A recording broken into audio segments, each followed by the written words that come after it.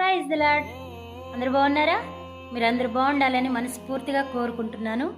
అలాగే మీ అందరి కోసం ప్రార్థన చేస్తూ ఉన్నాము. ఒక మంచి మాట చెప్పుకుందాం.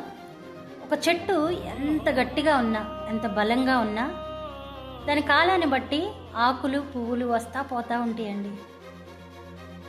మనిషి జీవితంలో కూడా అంతే. ఎంత నీతిగా బ్రతుకుతున్నా ఆ నీతిలో కష్టాలు, బాధలు, కన్నీరు వస్తూ ఉంటాయి. అవి వచ్చినాయి కదా అని విశ్వాసంలో నుండి తొలగిపోతే భ్రష్టత్వానికి వెళ్ళిపోతాం, భక్తిహీనం అయిపోతాం, దేవునికి దూరస్తులుగా అయిపోతాం.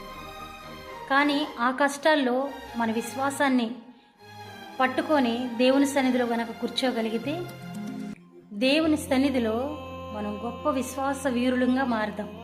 అందుకే దేవుని వాక్యం సెలవిస్తుంది, నీతిమంతుడు సింహము వలె బహుధైర్యం కలిగి ఉంటాడని. హల్లెలూయా. నిజంగా అండి, దేవుడు నీతిమంతుడు. ఆ నీతిమంతుడి పిల్లలు మనం గనక, ఆ నీతిమంతుని పిల్లలమైన మనం ఆ నీతిని పట్టుకొని గనక బ్రతకగలిగితే నిజంగా లోకములో ధైర్యం కలిగి కష్టాలని కన్నిటిని జయించి బ్రతకగలుగుతాం. మంచిది. ఈ మాట మీకు నచ్చితే మీ విశ్వాసాన్ని కాపాడుకోండి, దేవునికి దగ్గరగా బ్రతకండి.